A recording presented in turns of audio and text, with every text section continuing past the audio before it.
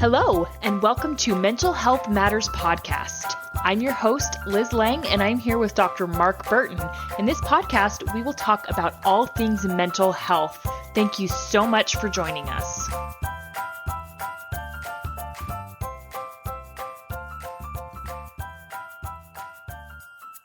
Hey guys, Liz Lang here with Dr. Mark Burton, and this week we're going to talk about work relationships. And as we mentioned last week, we're talking about more general relationships with people at work and not being in a relationship, like an emotional relationship with That's people. a very good point. Yeah. Because what? A lot of affairs happen in the workplace. So good distinction. Yes. And well, I think we can both agree that any type of affair that occurs in the workplace is not a good thing. Well, any type of affair anywhere. Right. It's But just, proximity is one of the things that leads to relationships. And so if you consider you're in the workplace, 40 hours a week, usually often more, then the atmosphere is really one of that context is where it's going to happen. So yeah. And we're talking more about communication and relationships that way. Exactly. I want to explain to our listeners how this episode came about. A couple weeks ago, I flew out to Seattle. My mom had shoulder replacement surgery, and so I flew to Seattle to be with her. And on the flight out there, I sat next to this guy and we got to talking. And at one point, I was editing the podcast. It's kind of how it came up. And we had been talking and it kind of came up. And so I told him about this podcast. And then he told me about the work that he does. And so one of the things that he does, and his name is Barney, and he works with companies to kind of help improve their management. At least that's the gist of what I got from it. And Barney, I'm really sorry if I am getting that wrong, but he works primarily with management. And so I thought it would be fun to talk a little bit about kind of the workplace and interpersonal relationships at work and why it's important to have good relationships at work. And we're also going to get into management a little bit because Barney knows a lot about management. And I thought it would be interesting for our listeners to hear what characteristics people look for in terms of management when you're promoting someone, when you're interviewing someone. So I thought that would be interesting to talk about. And so we're also going to start off a little differently, though. So we're going to start with a listener question. And so this listener is in high school, and I feel like it's applicable, or at least it fits in nicely with this category. It's kind of a subcategory. But this is from a listener who is in high school and who has a question about one of her peers and kind of their relationship. And so I wanted to address that question here on the podcast for Mark to answer. So I am just going to go ahead and read her email verbatim so everybody understands what her question is and where she's coming from, and then we'll let Mark respond, and I will just refer to her as a listener. So she says, I am currently a junior in high school. I wanted to ask you a question if you have the time to answer. I've listened to some of your podcasts on mental health matters on Spotify, specifically the ones concerning suicide. A student I went to school with committed suicide in February of this year. He had a twin brother that I still go to school with in the grade beneath me. I really want to reach out to the brother and ask him if he's okay and how he's been doing, but I never knew the family very well at all before the suicide and feel awkward and guilty reaching out after it happened when I didn't even know the victim very well.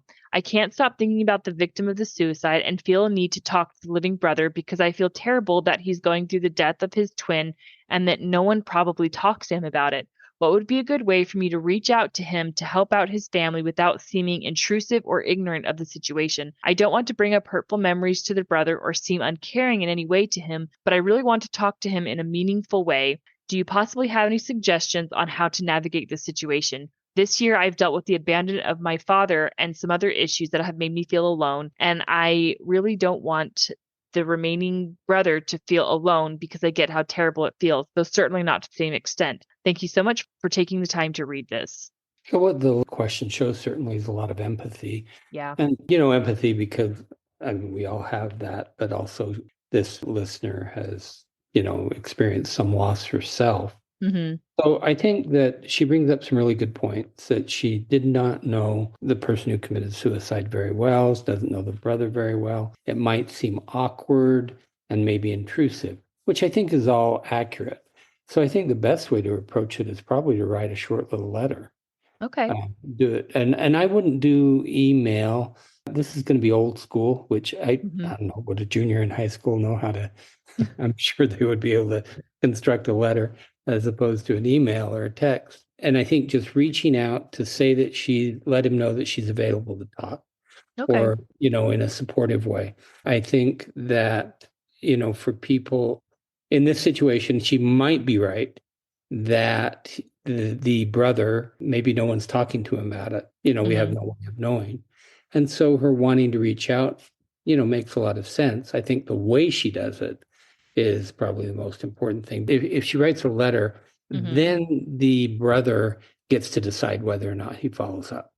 Okay. So it becomes a choice as opposed to if she, say, walks up to him in school, then I think that could put them both in a bit of an awkward situation. He doesn't Hmm. know who she is, what is it that she's saying? And so, it may even feel like a rejection to her, but Hmm. it might be just because he doesn't know how to respond. And so I think the benefit of writing a letter is it gives him really time to think about it. And so again, I think in the letter, it's to express empathy for the loss of the brother. And anytime a sibling or a child, kills themselves, that is such a tragic thing and a very hard Yeah. thing. I think I don't know that I've ever read anything about this. I think when a twin does that, I'm just guessing that it's somewhat harder, even because twins typically are very, very close together, usually. Hmm. So I think her reaching out to the surviving twin makes a lot of sense. It's just do it in a way where he can think about it, whether or not he wants to reach out and respond. That's what I'd suggest.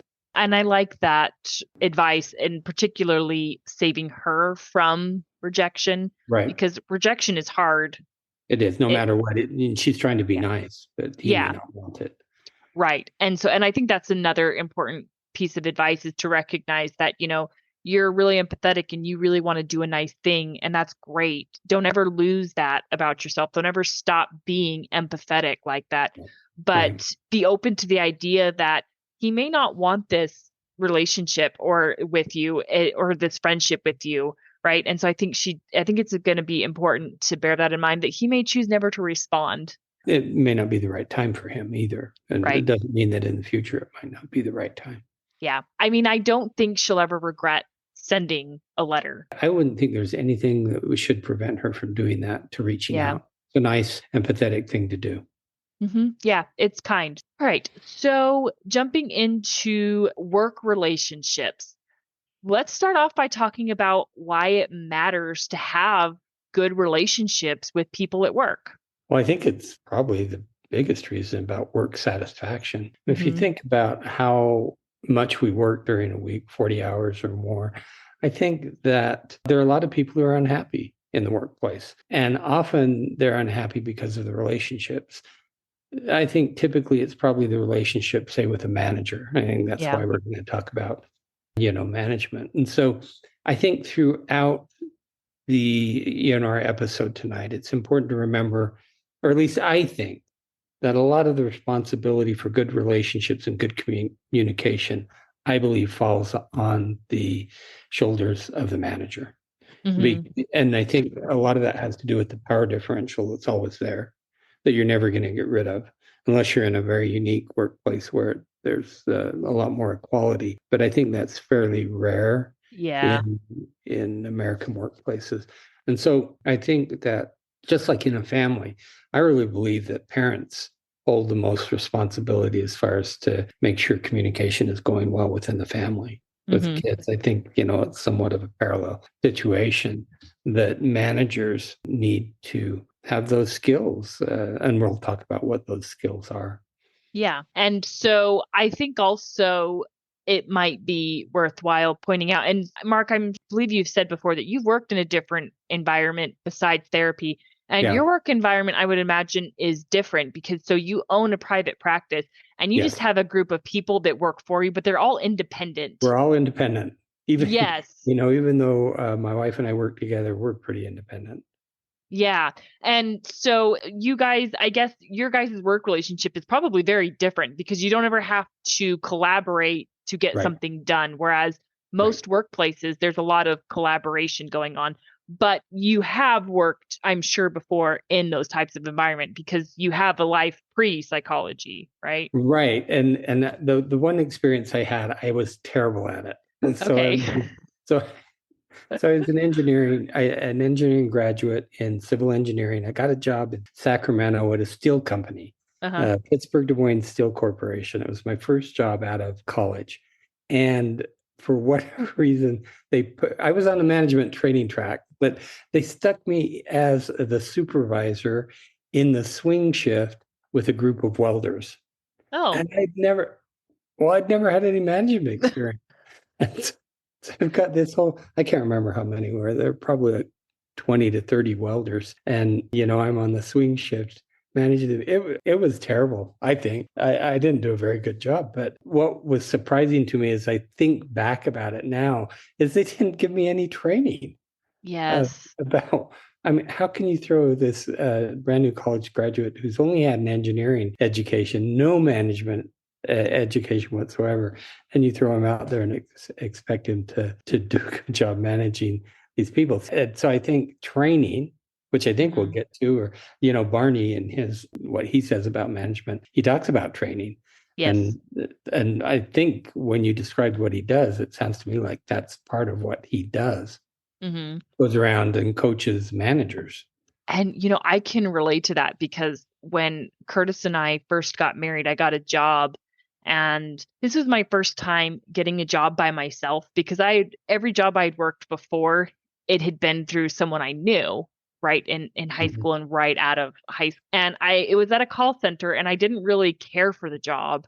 I didn't like the job being at a call center. And basically, I mean, they say we weren't making cold calls because we had leads, but it was a lot of calling people trying to get them to sign up for credit repair and then them telling you no. And so a position opened up for sales trainer and I applied for it. I didn't think I'd get it because I'd been with the company for like 2 months, I think. And I interviewed and I got it. I was thrilled. I was so excited. Here I am, 20 years old, working, and I'm getting his job as a sales trainer. I was so excited. And then I was thrown to the wolves. Like, Well, you realize that maybe you hadn't had any experience as a sales trainer. yeah, or any type of management Yeah. ever. I mean, I barely had any work experience. And I think the reason why they promoted me to this position was I think the idea is that, oh, she's young, she's energetic, we can mold her, we can train her into be whatever she wants to be. But the problem is the main company was down in Salt Lake. I was up in Rexburg and I was Uh-huh. left on my own. I was left Oh. completely to my own devices. And so you can probably imagine I was terrible at it. I mean, I was upbeat, I was energetic, and I connected well with people. I had all of those right skills and nothing to hone them with. Nobody honed me. And so it was a disaster. I mean, I embarrassed myself a lot of times in doing things because I was so young and so inexperienced. And so, it really was an unfortunate situation. And the more I look back on it, the more I'm frustrated and upset that someone would just do that. Right. And Well, yeah, when you think about it, I mean, so here we are. The two of us have had similar experiences of being thrown into yeah. situations that we were not prepared for. I would guess that happens often. Hmm. And so getting back to how many workers out there are unhappy, a lot of it Yeah. probably has to do with managers who probably mean well, Hmm. but don't have any skills and haven't been taught, Yeah. appropriate skills for good communication and good management. Right. I heard once that people don't quit jobs, they quit managers. Yeah. And And it reminds me, if we get back to the reason, like why have good mhm, relationships at yes. work? And, well, I think maybe the main one is job satisfaction, but I've mentioned several times a book by Johann Hari called Lost Connections. And Hmm. one of those connections that he talks about is the workplace. And he talks about how when you feel disconnected in the workplace, which would happen if you, I think, have a poor manager or poor communication. I think if you feel like your input is not important or that you're not valued, that leads to people being depressed and anxious. And I see people that way who have difficulties with managers, and it's a combination of depression and anxiety because, again, with that differential in power, then they feel like they don't have any control. They're going to work. We need to work. We need to earn an income. And it's not like you can say, well, I'm tired of this job. I'll go find another. You've got a job and maybe it pays pretty well, but it's hard to find a job. And so some people feel stuck.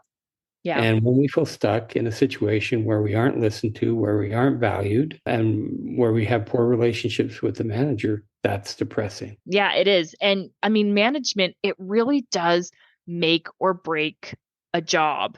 And so I think that's a big part of why I was so drawn to this topic, is because, work is important, like you said, and we spend a good chunk of our lives. I mean, there's 24 hours in a day, and we're going to spend a whole third of our entire day in one place. Well, or at our place of working, right? I mean, so a third of our day, that's a big chunk of time. So while we focus more on communication, I just remembered something, that there's actually a branch of psychology called IO psychology, and it's industrial organizational psychology. And I don't know anything about it because that's just wasn't the area that I was interested in. I don't even think the University of Utah, I'm pretty sure they don't have any program where they're training IO psychologists. And so what an IO psychologist does, they can be consultants. They also, larger corporations may have them in-house, but what they do is they identify training, development needs. They might design work environments, training programs. Again, they coach employees, probably coach managers. They develop criteria to evaluate performance. So that's not what we're talking about. I just want to let listeners know there are psychologists out there who are IO psychologists, and that's what they're doing. Okay. Yeah. Which, I mean, is a good point. And IO psychologists, I had a supervisor who used to be one, and then he came and was the director of the counseling center at the University of Utah. And what I could pick up from him, he made a pretty good living because he was a consultant, and companies would hire him to go around, and so it can be pretty lucrative. But I think you have to have larger companies to be able to afford someone to come in and do that type of work. So you aren't going to get it in small companies. That's right. Yeah. And that's a good point. And, I think it also might even be worth talking about the different types of work environment that you can be in and the difference that is going to make. Yes. I think that poor managers can exist anywhere. Yes. Right. I don't know that you can choose a job thinking, the management will be better. I think a lot of it is about let's say, the corporate culture. Because again, going back to that book, Lost Connections, I think what a lot of workers want, maybe what we all want, is to feel valued in the workplace. And if we don't feel valued, then it's, yes, you're getting paid, but you go to work and it's like your input doesn't matter. And so I think for job satisfaction, we have to feel like we matter more than, say, just producing something or, making a sale. We're human beings. We have lives outside the work, and we need to feel like we're listened to at times. And I think that's probably one of the biggest problems in corporate America is a lot of workers feel like they aren't listened to, or that they don't matter, except bring in money and increase the bottom line. Yeah, absolutely. All right. So let's get into conflict resolution at work, because conflict resolution is a tool that all the humans need to know. They need to understand it. And so one of the things that is different with conflict resolution at work is something that you brought up earlier, and is there's almost always a power differential. So I thought it would be good to take a look at this from two different angles, because I think they're both pretty applicable. So let's take a look at how conflict resolution can work for employees where there maybe isn't a power differential, and then take a look at conflict resolution from the perspective of I'm having a conflict with my manager, and maybe the conflict resolution of I'm a manager and I have to resolve conflict with one of my employees. So I think that in both those scenarios, there's some kind of basic things that we need to remember about communication. And just like we talked about in, marriage relationships or friendship relationships, I think the most important thing anyone can do in communication is listen. Yes. I wanted to point out that Barney referenced a book, and here's the name of the book, if any listeners interested. It's called Crucial Conversations: Tools for Talking When the Stakes Are High. And I went and I looked at the summary of the book, and the principles they talk about are very similar to the ones that we've talked about as far as relationships, as far as listening, understanding, the validation, the empathy. And they're again, those are similar. If listeners heard our episode on Stephen Covey and the 7 Habits of Highly Effective People, so the principles are very similar. I think that maybe the way you approach it in these two situations, so let's say 2 co-workers. Now, here's the important thing is both need to do those things well. Yes. Right. And which often isn't the case. And, what I understand of the workplace is even though you might be equals, you might be trying to get one up on the other person as a way to, either advance or be promoted. And so it can be really tricky. But in an ideal situation, I think the best thing you can do is listen to each other and state clearly what the issue is. Now, again, I've talked about in marital relationships. I see this in my office. I saw it today, that a couple starts talking about an issue and then all of a sudden they're off on a tangent. Yeah. I think it's really important in the workplace that you stay really focused. And I think it's going to be easy to go off on tangents because you've got all sorts of things going on in the workplace. So staying focused, listening well, defining what is the issue here so that you don't get, distracted by other things. Yeah. What's the issue, and focus on the issue. And then really listen to the person's perspective. So your coworkers, you have to do that for each other. I really believe that if you can listen well and make an effort to see the other person's position, which is kind of the empathetic role, yeah, I think you can come to a solution, because then at the end, you have to come to some sort of solution. Okay, what are we going to do? I think that you have to listen well to each other. And then when you get to that step of trying to figure out the solution, I think it works better. Even in the workplace, I think we all want to be heard and we want to be understood. And often if we're heard, I think it's easier to compromise. And this is something that I've found to be true, I mean, pretty much my entire life. So, well, or at least in any sort of relationship with anyone that I've ever been in, is that if someone is upset about something, if you come at it from a place of I understand, it's a whole different conversation, whereas if you just automatically get defensive and say, well, I did it this way because of this, this, and this, and this.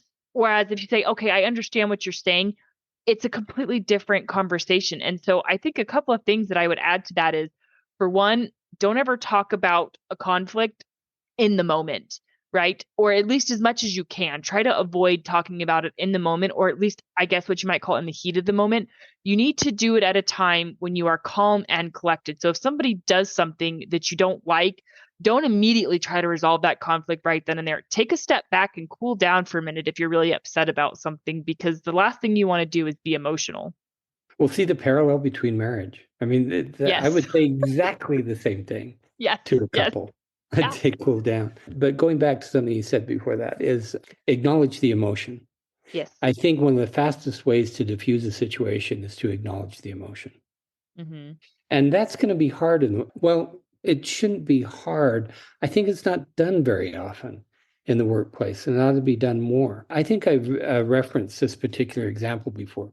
There are schools of medicine where what they're doing is they're training the doctors to do this exact thing. Now, it's kind of a self-serving reason, but the reason is if the doctor can listen to the patient and validate the emotion and really have the patient feel like they've listened to them, then the chance of a malpractice suit goes way down. Right. But there's good reason for that. I mean, I can relate to that. Just Right. recently, I went to the doctor and I'm sitting there thinking, I'm a checklist on this guy's box. This guy is trying to get through this appointment and get to the next one. And you can sense that about a doctor almost right away. That's true. And then again, there's a parallel. I like all Yeah. the parallels because you want your doctor to see you as a person. You Yep. want your doctor to care about your life because you might be going in for a particular issue, but you're still a person who has, this life surrounding. And so it makes a huge difference when a doctor does that. So I think the same thing is true. Well, maybe the same thing is true in most relationships. Maybe that's what we're finding out. We're just taking the workplace and looking at it, a little more closely, but fundamentally the things that you want to do in communication and some conflict resolution are very, very similar to what you would do in a marriage relationship, I think. Yeah, I agree. And another thing that I think I'd like to add, and this is applicable both in relationships for your spouse or as an intimate couple or as a work relationship, and that's tone of voice.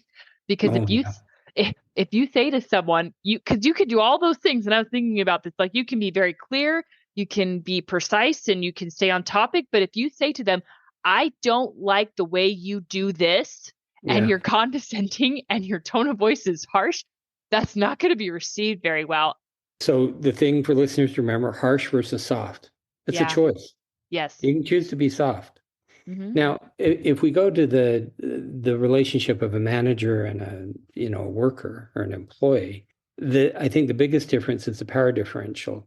Yes. And as I said earlier, I really believe that most of the responsibility falls with the manager to guide that, Hmm. just like it would with a parent and a child. And so the manager, if they are skilled at being able to listen and have that validation and the empathy, then I think the conflict resolution will go better because the manager always has the final say.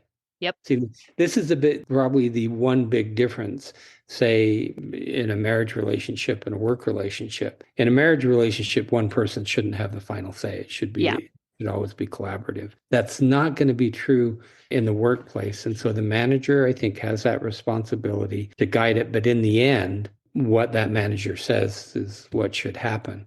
But the tone that the manager uses, the words, validating and acknowledging the emotion and listening and letting the employee know that they've really been heard, I think Hmm. can make a huge difference. Absolutely. Because if an employee comes to you and they're upset about something, or maybe they don't like the way something is being done in the company, if you can, as the manager, look at that person and say, I can see your point. I can see that you don't like this.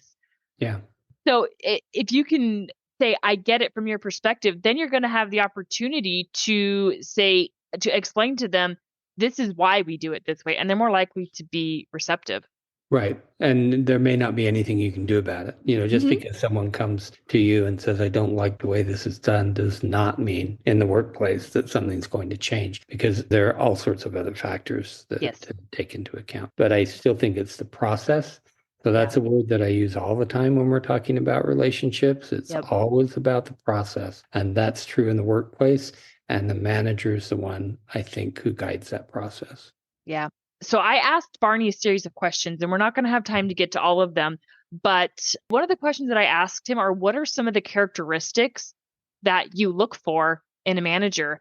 And I think the most interesting response that I got was what he said right off the bat. It was that in general, we erroneously think that our best operator or doer is the best candidate for becoming a manager. And that's not at all true. So what they're looking for is someone who is good communication, someone Mm, who is aware of what needs to be done, and someone who can translate their boss's goals into organized plans, and if they can identify a root problem. So really they're looking for people who can communicate and people who can do. And it really sounds like interpersonal skills, right? Is right. how are you Yes. with people? Good people make good managers. Well, I think that's true because if you're managing people, you have to be able to be aware of what's going on with the other person. I think you have to be pretty good at picking up the nonverbals, and some managers aren't. And so a good people person, that's a good way to put it. Yeah. You've got to know how to communicate with people. Mhm. And another thing he said is become a better interviewer. We discount the need to understand how to evaluate entire organizations. And yeah, I get that. So learn how to interview people, how to draw out potential issues when you're interviewing a candidate. All right. And so one of the things that I asked him is, do you ever give coaching to managers on conflict resolution? And so this is where I want to bring up a good point. And that is what people like to call constructive criticism. And I've heard you say this before, Mark. Just because you put a positive word in front of something negative doesn't make it a positive. And when I first heard you say that, I thought, but you have to criticize people. Like you have to. No, you don't. No, you don't. You people they could need maybe correcting. They need coaching. They need teaching. Yeah, I like the coaching word. I like the coaching. Yes. And so sometimes it's the way you think about it, and that's often how the other person is going to perceive it. Now, if you say, I'm going to give you some constructive criticism, I think that's a poor way to put it. I think you can frame it in terms of coaching or teaching. I think that's a much better way to approach it. Yes, because what it shows is that I care about you as an individual, and I care about the way that you progress. I care about you progressing. Whereas criticism is just, I'm looking at your faults and I want you to fix them. That's exactly, because if you think about criticism, here's what's wrong with you. You're not saying that, but that's implied. Right. Whereas coaching is, here, I'm going to help you do some things in a more effective way. It's very, very different. It's all about process. Yes, because and that is something a manager can't escape that. No matter what they do, they're going to have to coach people or correct a behavior. Right. It is just part of the job and you have to be able to do that. Yeah, I think as a manager, if you approach it, I'm going to coach them as opposed to even thinking of it as criticism, I think it changes the way you talk to your employees. Yeah. It's the way you think about it as a manager is really going to be important. I think that's a good point. I think because if you're just looking at it from the perspective, okay, I'm a manager, I have to go out and correct people, you're going to be looking for problems. See, here's the other parallel. I see parents sometimes who think that's their job. Right? To criticize or to correct their children, as opposed to coaching them in a more effective way of getting along in the world. It's the same. It's a very parallel situation. We need to praise our kids more often than we are correcting them. Right. And I think I've mentioned this study. This is an old study. And I won't explain what they did, but essentially two groups: parents who are correcting their kids, saying, you're doing that wrong, you're doing that wrong, you're doing that wrong. And then a group where all they're doing is saying, that's right, that's right. And the ones who were in the positive mode, you're doing that right, were much more effective and much more successful. Now, I think that in the workplace, that may not be, possible exactly in that same way. So next week will be the month of February. And so we're going to switch gears and talk about, I think things that are related to Valentine's Day. And so our first topic is going to be intimacy. And we will get into intimacy as far as physical intimacy, but we're also going to talk about other types of intimacy that human beings need. Right. And I think emotional intimacy is equally or more important than the physical intimacy. Actually, I think it's more important. That's what I'm going to say. Yeah. All right. So tune in for that, and we will see you all next week. Have a good week, everyone. Have a question for Dr. Burton? How about a topic you'd like us to cover? Send us an email at mentalhealthpod21@gmail.com. This podcast was produced and edited by Liz Lang. Music is by Audio Lounge.